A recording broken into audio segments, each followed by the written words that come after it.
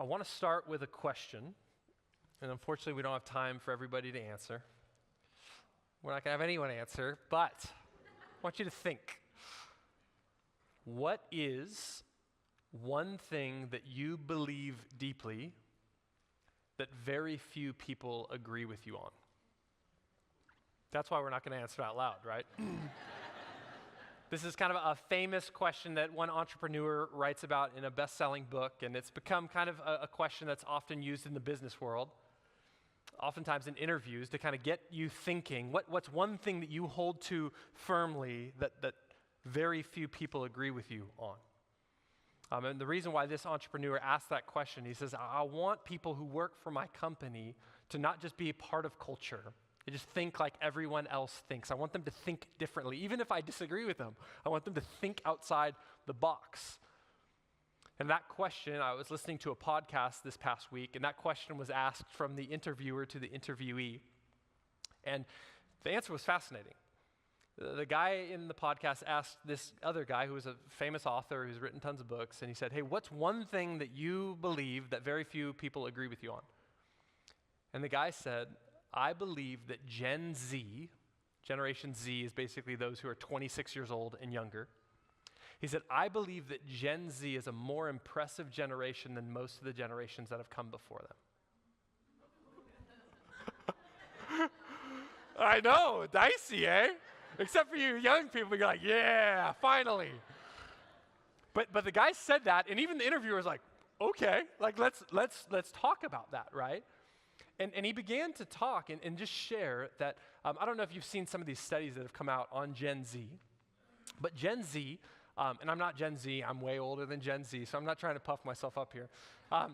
Gen Z, interestingly enough, statistically, they're having less sex than previous generations, they're drinking less alcohol, they're doing less drugs, that they're kind of refraining from the party lifestyle that oftentimes other generations, especially in those early 20s, have embraced. And what the guy was saying in the interview is, I mean, I've actually read these articles, I've seen this for a couple of years now.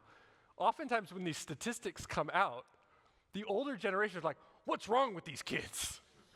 Not having sex, not sleeping around, not doing drugs, what, you guys don't have fun?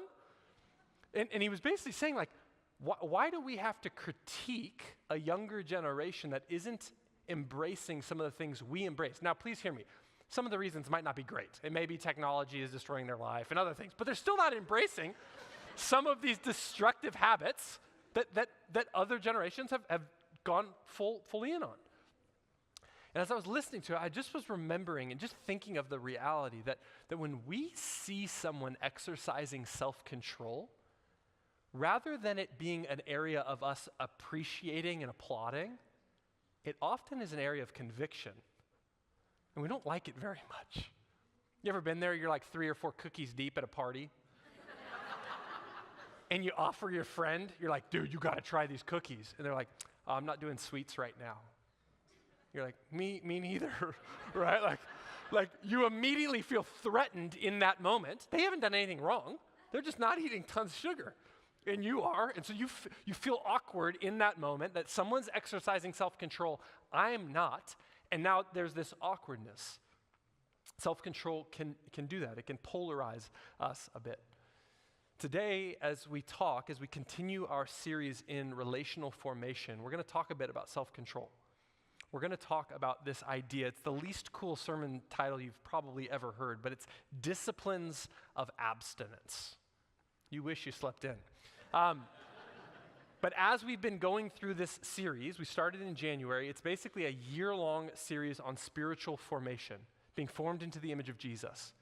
And we're looking at 7 different series throughout the year of areas that we need to be deeply formed into. Right now we're looking at relational formation. What does it look like for us to be formed deeply into a deeper relationship with Jesus? We're going to look at faith formation eventually. We're going to look at character formation. We're going to look at financial formation and sexual formation and plenty of other things. And we're going to look at each of these topics and go, okay, how can I grow more deeply into my relationship with Jesus in these areas? And this series on relational formation, we started with theology. We said if we want to grow in a deeper relationship with God, it actually starts with him, not us. It starts with what he has done and who he is, and us simply responding to those things. So we looked at the theology of union with Christ, that when we're saved, we are united to Christ. We are justified, sanctified, glorified. We looked at adopted. We looked at these different areas of theology and going, these are the things that God is inviting us into, things that God has done. Now we get to receive, but we don't receive them passively. We don't just sit there and go, I'm an adopted child of God, yay. We actually begin to do practices, spiritual disciplines that help us enjoy these realities. So, okay, I don't feel like I'm an adopted child of God. I now need to work on prayer and Bible reading, not as some legalistic thing, but so that as I pray and read my Bible, I would deeply encounter the fact that I am a beloved child of God. So we've been now looking at some of these practices and disciplines like prayer and Bible study. This week we're looking at disciplines of abstinence, abstaining from things. Next week will be more of our favorite, is the disciplines of engagement, of celebration, of feasting. And we're even not going to just talk about it, we're going to have a huge party next Sunday for our 7-year birthday. So we have to balance both these things, because sometimes some of us in this room, we love the abstinence stuff. Like, yep, I love hard things. I'm just like jumping in the pool, 6 a.m., that's your thing. Fasting comes easy to you. You love the difficult things. That's you. Others of us is like, give me the feast, man. I'm down. Like, you tell me I have to discipline myself to have a party, I'm in for it. And yet the life of the Christian is being able to do both of these things. Because food's not bad. It's a gift. It becomes bad when it becomes our God. And so these disciplines of abstinence are important. Later in the next couple of weeks, we're going to talk about Sabbath and work and a couple others. But today I want to set the stage really for these disciplines of abstinence and name several of them and give us some practical help of what does it look like and why should we grow in these things. And so the illustration we've been using for several weeks, last couple of months, is this idea of running a marathon, right? It's actually biblical language. We'll see 2 passages today that talk about running a race. That it's really important for us to understand that the life with Christ it's a run. It's a race that we're keeping our eyes fixed on him. But the language we've used for the last couple of weeks with a marathon is that you and I, unless you run marathons, most of us, we can't just go out tomorrow and run a marathon, right? Most of us would die if we tried. You'd maybe make it a mile, maybe 2, maybe 4, but at about that point, you'd fall over and that'd be the end. You have to discipline and train yourself for a marathon. And training is not just doing things. It's not just, okay, I need to become the type of person who exercises more and stretches more and works on my running, all those things. It's not just engaging in things. It's also abstaining from things, right? Like if you're a marathon runner, you probably have to abstain from eating 4 bags of Cheetos every night, right? Like that's part of the lifestyle. When you read and you hear these stories about Olympians, they're the most disciplined people. And it's not just they're disciplined on game day. They're disciplined for years leading up to game day. And so it's not just doing things, it's also abstaining from things. And Paul picks up this language in 1 Corinthians chapter 9. So if you have a Bible, run over to 1 Corinthians chapter 9. If you don't have a Bible with you, we'll have it up on the screen.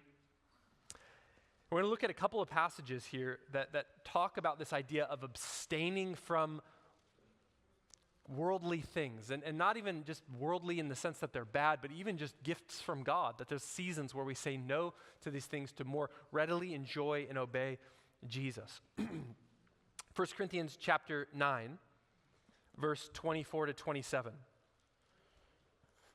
1 Corinthians 9, 24 to 27. Here we go. Paul's writing to the church at Corinth, and he says this, "Don't you know that the runners in a stadium all race, but only one receives the prize? Run in such a way to win the prize. Now, everyone who competes exercises self-control in everything. They do it to receive a perishable crown, but we an imperishable crown. So I do not run like one who runs aimlessly or box like one beating the air. Instead, I discipline my body and bring it under strict control so that after preaching to others, I myself will not be disqualified." Whoa. Isn't that, I mean, some of you are like, you've never seen that passage in there. I think if there was like an American version of the Bible, we would like just dismiss that whole section. Discipline my body for the sake of following Jesus? Now, in context, Paul's talking about specifically planting churches and advancing the kingdom of God. But as we talk about spiritual formation, remember, our definition of spiritual formation isn't just about me and my little personal relationship with Jesus. The way we've defined spiritual formation, and you can see in those little orange books, they should be in the seat in front of you. There might be some left. Would encourage you to read that. That's kind of our year-long plan. But in there, we define spiritual formation as the grace-driven process of being formed into the image of Jesus for the sake of mission. Sometimes in the spiritual formation camp, when it's just, oh, I need to become like Jesus, it's an individualistic approach. Oh, I need to read more of my Bible, I need to pray more, I need to do these things just so that I feel better about myself and become like Jesus.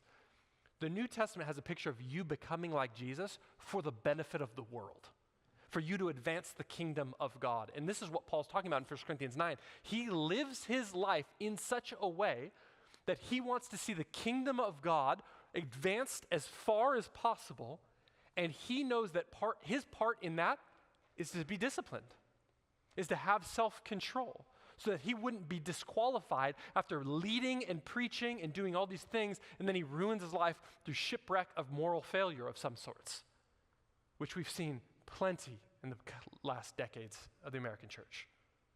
Preachers who have gotten up and said all the right things and yet lacked self-control in their lives, and they're sleeping around or stealing money or whatever, arrogant bullies, and they make a mockery of Jesus and his kingdom.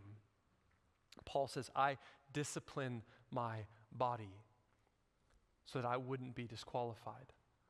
John Tyson, a pastor in New York, says, we are in a culture that is so lukewarm that anything that resembles discipleship is dismissed as legalism. As a culture, we're so lukewarm that when somebody says, hey, you got to start following Jesus, we're like, hey, look out about that legalism stuff.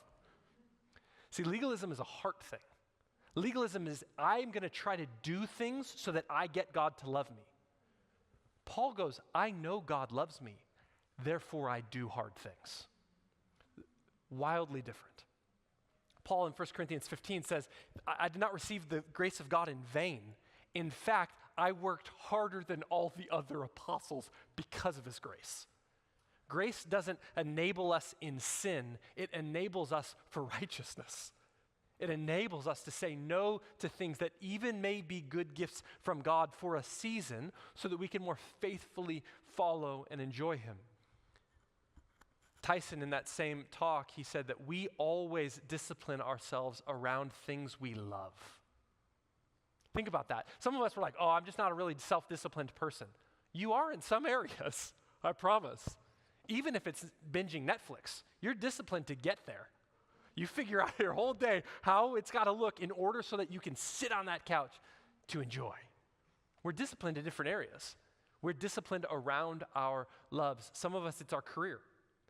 That's the primary thing. I've got to succeed in my career. So you discipline yourself rigorously around that area, sometimes neglecting your own family for it. Some of us are disciplined around our family. It's like, oh, this is my little crew. The only thing in the world that matters is us. And some of us neglect Jesus because we're so focused on our little family. Some of us, it's just comfort. I just want an easy life. I just want things to go well. I just want to be able to chill. And so we discipline ourselves so that we can have that take place. I want you to look at one other passage here in Hebrews chapter 12. Hebrews 12, verse 1. The author of Hebrews is going to kind of give this same language of this race and running. But there's some more practical help here. Hebrews chapter 12, verse 1 says, therefore, since we also have such a large cloud of witnesses surrounding us, this is coming right off of Hebrews 11, the great chapter of the faith of men and women who have gone before us, let us lay aside every hindrance and the sin that so easily ensnares us, it traps us, it entangles us. Let us run with endurance the race that lies before us, keeping our eyes on Jesus, the source and perfecter of our faith. For the joy that lay before him, he endured the cross, despising the shame, and sat down at the right hand of the throne of God. So here Hebrews 12 is saying that there's this race we're in as Christians. If you're a brother or sister, you've put your faith in Jesus. He did not save you so that you could just sit and chill.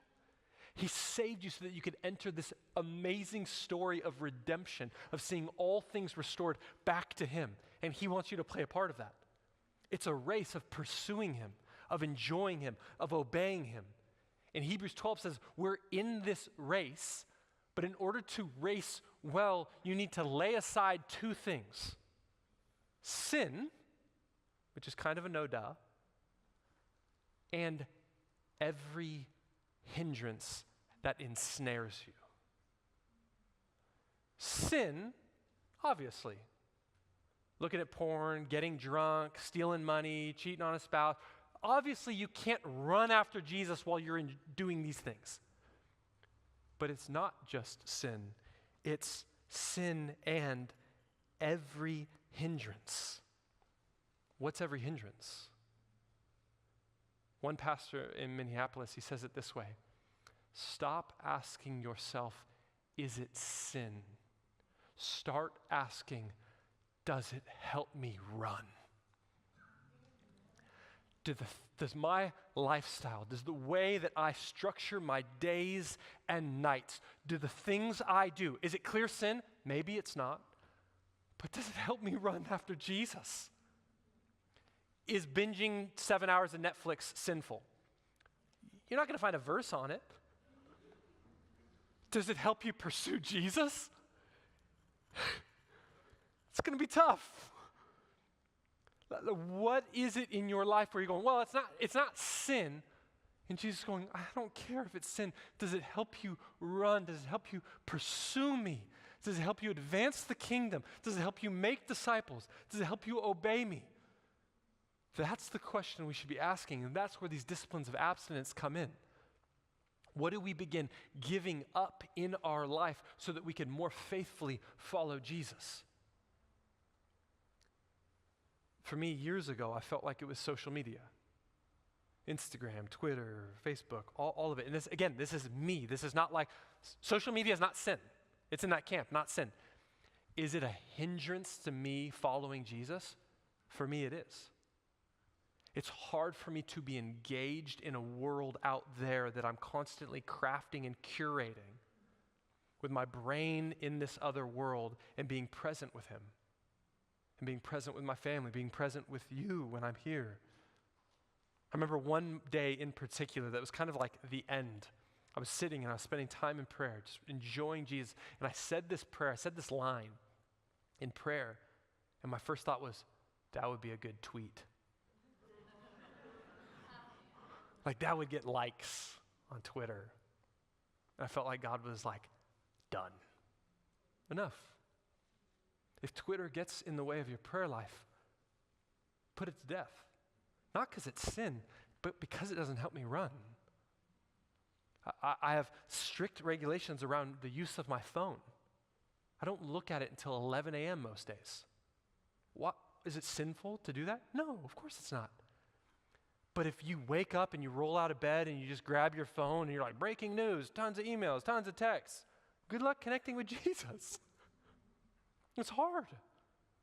The question should not be, is it sinful for me to look at my phone first thing in the morning? Of course it's not sinful. Does it help you enjoy him? Does it help you obey him? Does it help you run? Those are the questions we want to constantly be asking ourselves. And I know some of you are like, that sounds hard. It's hard to follow Jesus. Jesus says, if anyone would come after me, he must take up his own cross, deny himself.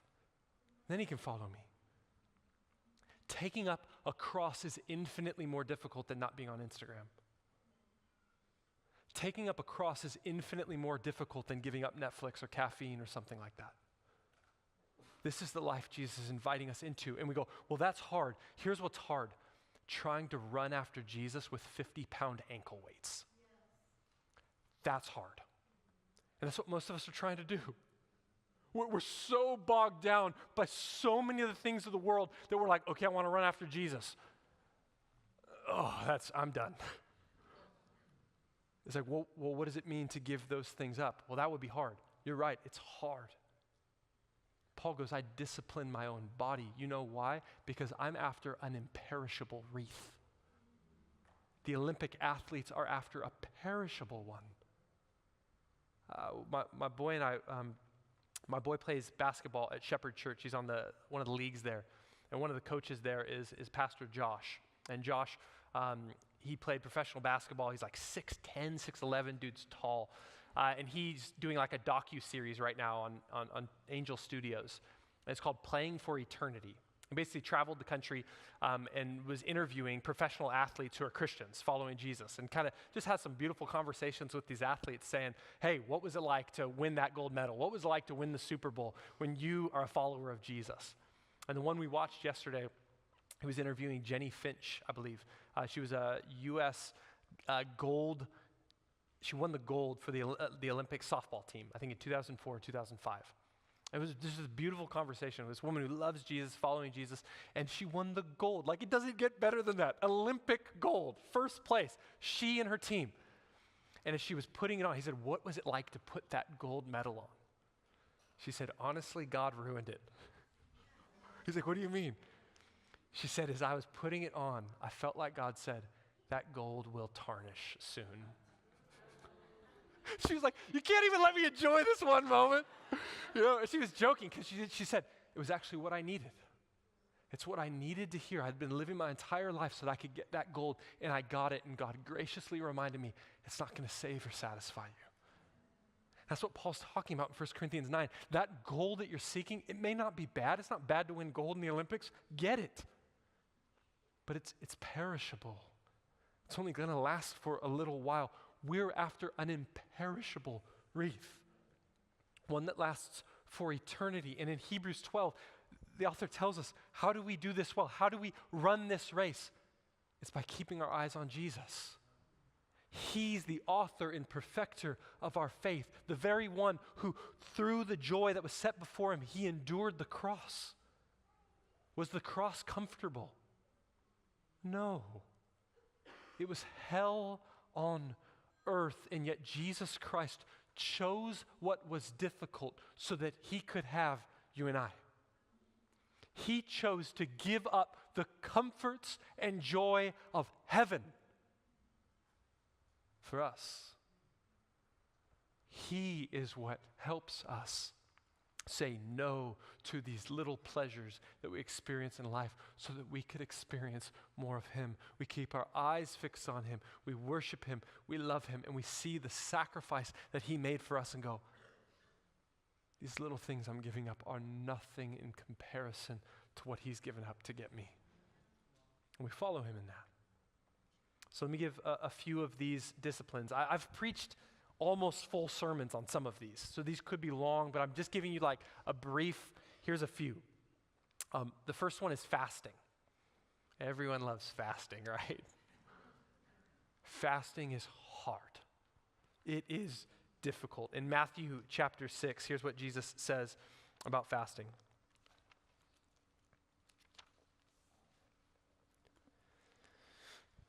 As a church, we're trying to memorize the whole Sermon on the Mount. So eventually you'll have this in memory. You won't even need to open your Bible. You'll just have it there. But here we go. Matthew 6, verse 16. Whenever you fast, so Jesus is assuming you're fasting. Whenever you fast, don't be gloomy like the hypocrites, for they make their faces unattractive so that their fasting is obvious to people. Truly, I tell you, they have their reward. But when you fast, put oil on your head and wash your face so that your fasting isn't obvious to others, but to your Father who's in secret. And your Father who sees in secret will reward you. Is there anything wrong with food in general? No, it's a beautiful, gracious gift from God. He's given us taste buds to enjoy good food. And yet there's times where we need to abstain from food so that we can rightly see our relationship with food. Does it have too much of a control on me? When we say no to a meal or a day of meals, what we're doing is we're actually trusting that man does not live on bread alone, but by every word that comes from the mouth of God. And you can say that all day long. Man doesn't live by bread alone. Then try fasting. And you're like, oh. Food is important. Without it, you die. These aren't like trivial, like, hey, just give up social media for a day. You'll be okay without social media for a day. Give up food for a few days? I guess a lot of days, maybe 40, I guess, is how many you can go without. But you'll start feeling like you're dying. There's a death with these disciplines of abstinence that you feel it. If you've ever fasted for a day, you feel like you can't go any longer. It's difficult. Here's what Richard Foster in his book, Celebration of Discipline, says about fasting. He says, more than any other discipline, fasting reveals the things that control us. We cover up what is inside us with food and other good things. But in fasting, these things surface. If pride controls us, it will be revealed almost immediately. Anger, bitterness, jealousy, strife, fear, if they are within us, they will surface during fasting. At first, we will rationalize that our anger is due to our hunger. Hangry. We got a word for it. At first, we will rationalize that our anger is due to our hunger. But then we will realize that we are angry because the spirit of anger is within us. When I'm eating 4 slices of pizza, not angry at all. Happy. Take food away from me for a day, and that anger will rise to the surface. Pride and jealousy and lust and anger and fear, it begins to rise. And many of us, we haven't let it rise long enough before we suppress it down with some soda and a cheeseburger. And what Jesus wants us to do is go, you restrain from some of these at seasons so that you see what's in you, so that you can bring those to me and we can together begin putting that to death in you. See, I used to think things like these spiritual disciplines, I used to think that when I'm doing them, I'd feel the most holy and spiritual. Sometimes. But oftentimes, man, when I'm fasting, I don't feel that happy and spiritual. The way I've had to rework my brain is it's like working out. When you're at the gym working out, you're not like, yay, unless you're one of those people, God bless you. But most of people just like I don't like the gym, but you do it because you know you need it, right? That's what like fasting is. You're not like, yay, fasting, I love being hungry. It's like, no, I'm fasting as a discipline. It's training my body to say no to things I don't need for now because I need Jesus alone. That's why we fast. Now you've got to figure out when can you fast, how can you fast. Maybe it's one meal, maybe it's a day, whatever it is, but it is essential for us to be constantly practicing disciplines of fasting. Another one of the disciplines is silence and solitude. Silence and solitude. In Luke 5:16, it says that Jesus often withdrew to deserted places to pray. Jesus often withdrew to deserted places to just be with God, his Father. We live in a culture and society of noise and chaos. Notifications constantly. Silence and solitude is stepping away and abstaining from community and abstaining from noise so that you could be alone with God. And it's hard. Ruth Haley Barton, in her excellent book, Invitation to Solitude and Silence, she says, I believe silence and solitude are the most challenging, the most needed, and the least experienced spiritual disciplines among evangelical Christians today.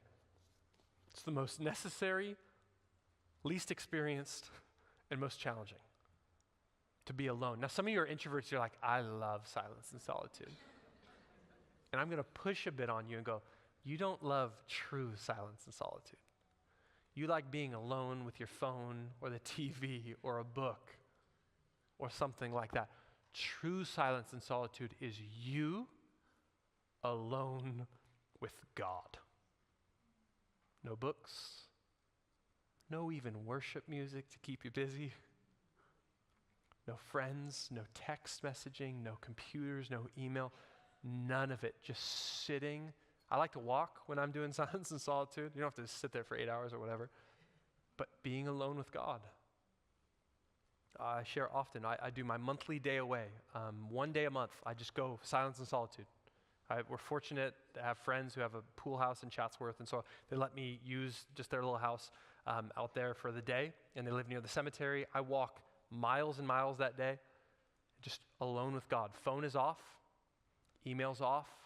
Some days I'll bring my Bible and Christian books, but lately God's even been challenging me on that. I can even use the Word of God as a distraction from God. It's terrifying. And sometimes he's like, I just want you. I'm like, well, can I memorize Romans right now? It's like, no, just me and you. And you'll be sitting there for 20 minutes, 30 minutes, and you're like, whew, your soul will feel restless. But we need to do it. We need to do it because it's so easy to be like, all I need is Jesus. And then you get with Jesus alone, you're like, yo, I need a lot more. I feel like I need so much more. But it's in those moments that we're training our body, we're training our mind, we're training our soul to say no to these things. Not because they're bad. Community's not bad. It's a wonderful gift from God. And next week we're going to look at the gifts that we need of engagement. But we need to be able to say no to these things so that we can see our true heart, so they would help us run and pursue him. It's absolutely essential. The last two are secrecy and simplicity. Secrecy is difficult in our day and age with the internet and social media. See, even when we hear the word secrecy, we think of like negative, right? Like, oh, they're keeping secrets, it's bad and shady. There's a discipline of secrecy, of not sharing with other people your good works. This is one of the most difficult things about being a pastor and preacher. It's like I'm constantly telling you some of my failures and then some of the good things, hopefully to help disciple you, but it gets messy. And I need to even check my own heart that I'm doing things in secret that never come out in the pulpit. Because Jesus is very clear in the Sermon on the Mount that you will receive a reward from someone, either people or from God, you choose. You can fast, you can pray, you can give to the poor in such a way that the world around you does this. And God goes, there's your reward. Or you could give and fast and pray in such a way that people don't know and they don't see, and you don't cause your face to be gloomy. And you don't sing out loud on the street corners. And it says, your Father who's in secret will see you, and then he will reward you. What do we do as followers of Jesus that isn't known?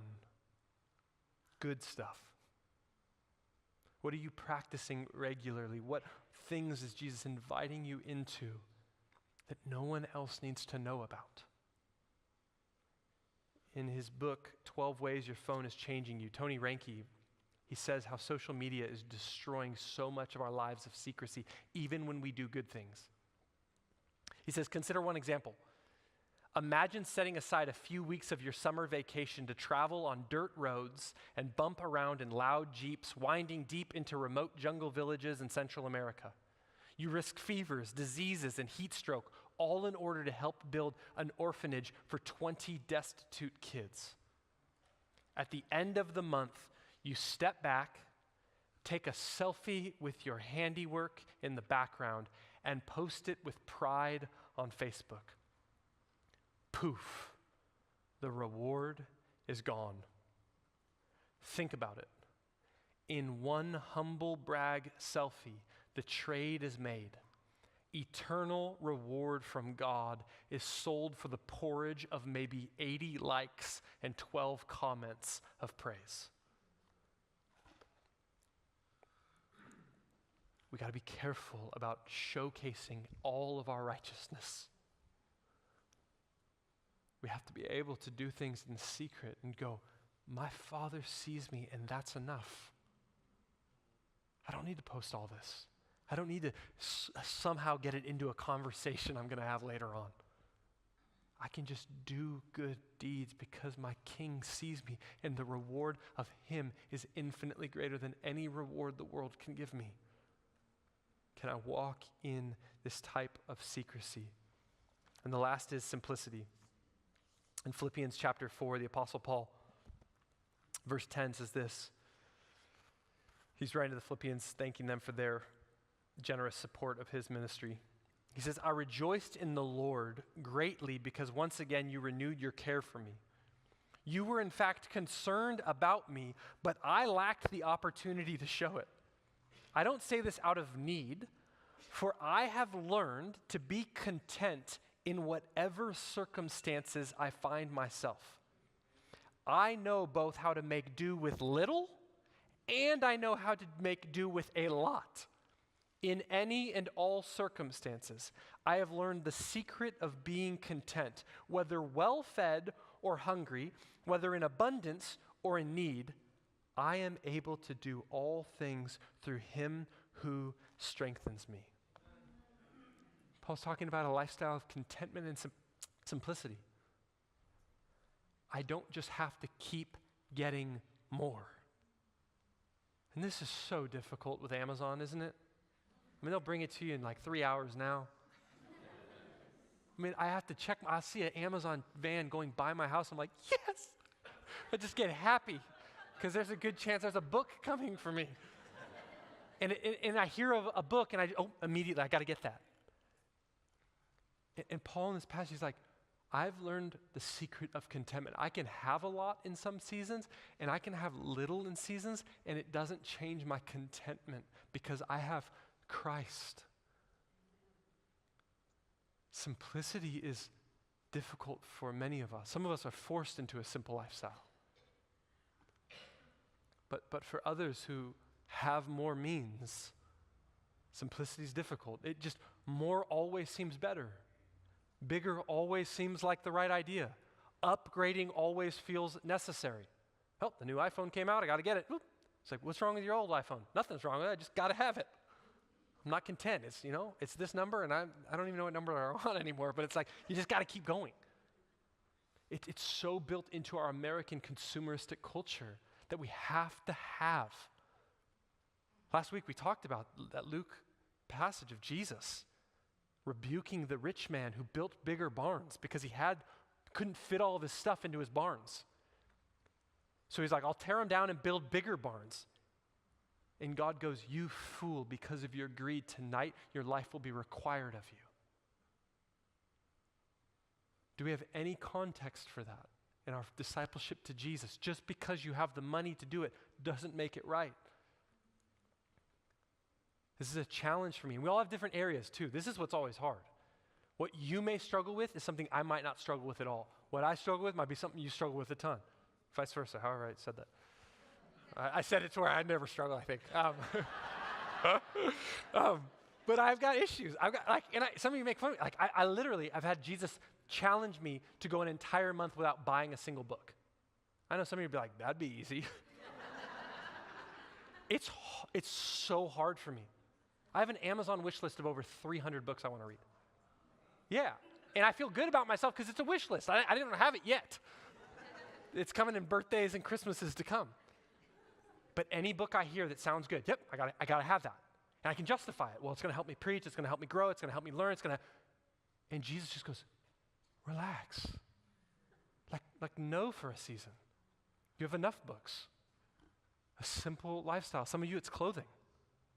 You wear one thing one time, you're like, can't do that again. And you see me in the same shirt every Sunday, you're like, what's wrong with that guy? It's like, we have different struggles.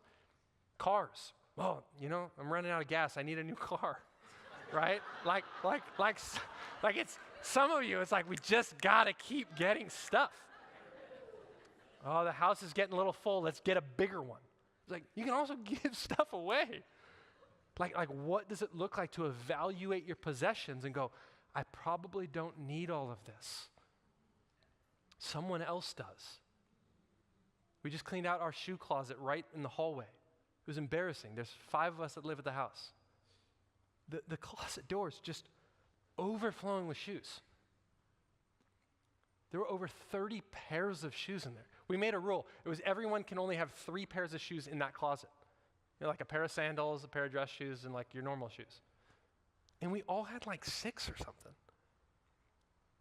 It's like rain boot. You got to get your rain boots, and you also got to get the black ones and the brown ones and the green ones. And it's just like, what would it look like if I just have a pair of shoes? And give away and be able to be content with a lot and a little because I have Jesus. These are the disciplines he's inviting us into, not to kill us, but to free us. These disciplines lead to our freedom. The marathon runner has disciplined themselves so that they're free to run a marathon. Most of us, including myself, we're not free to run a marathon because we haven't disciplined ourselves in these ways. To become men and women who are pursuing Jesus, disciplining ourselves, even our own bodies. Not in some ascetic, gross torturing yourself, but in saying no. We get more freed up to follow Jesus. But the reason why this message is oftentimes not taught in the American church that much is because we've made such a huge distinction between body and soul. We think there's such different things. It's like God only cares about my soul and my spiritual life. He doesn't care about my body. He cares deeply about your body. 1 Corinthians 6, when Paul's urging the church not to walk in sexual immorality, he says, your body is not your own. It's a temple of the Holy Spirit. Honor and glorify him with it because you were bought at a price. Jesus, through his blood, through his death on the cross, purchased your body. It's no longer my body, my choice for anything. He saved me. He redeemed me. He bought me. So I now use my body in any way to glorify him and enjoy him and obey him. Even if that means giving up food at times. Even if that means being alone at times. Even if that means giving away financial comforts at times. I'm going, this body is not mine. It's yours, Jesus. And I can do this because what did he do with his body? He gave it up for us. He didn't just give up social media. He didn't just give up some earthly comforts. He gave up his very own life and breath and blood so that he could have us. As we keep that in perspective, we can now begin to say no to these earthly comforts because he's worth it, and they'll help us run and enjoy him and obey him. Let's pray.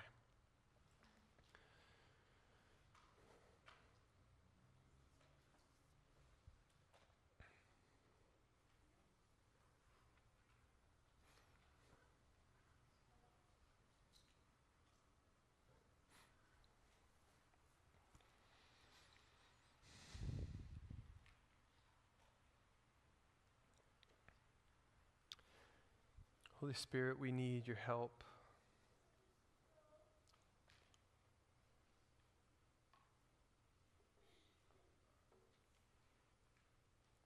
In a room this big, each of us has our own struggles, our own challenges, our own issues, the things that you want us to say no to. Even if you're not asking our neighbor to say no to the same things.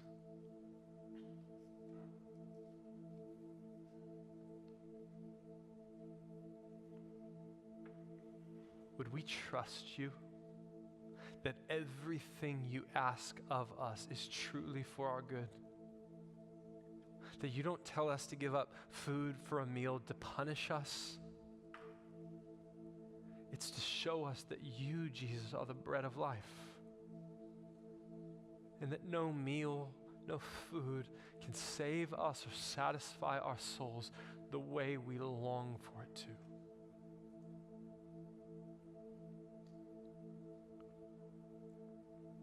Would we be a people who are disciplined? Not for the sake of discipline itself, but for the sake of being able to enjoy more of you, to be more freed up to love you, to love our neighbors. But we need your help.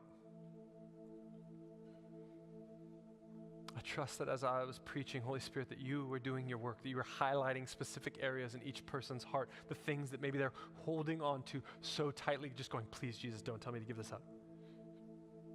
I don't think I can. I don't think I can. Jesus, by your grace and your power, would you open our hands? Would we acknowledge that we by ourselves, we cannot give these things up? But by your Spirit, we can, we will, and we will be eternally grateful for it. We love you. Thank you for loving us. In your beautiful name, amen.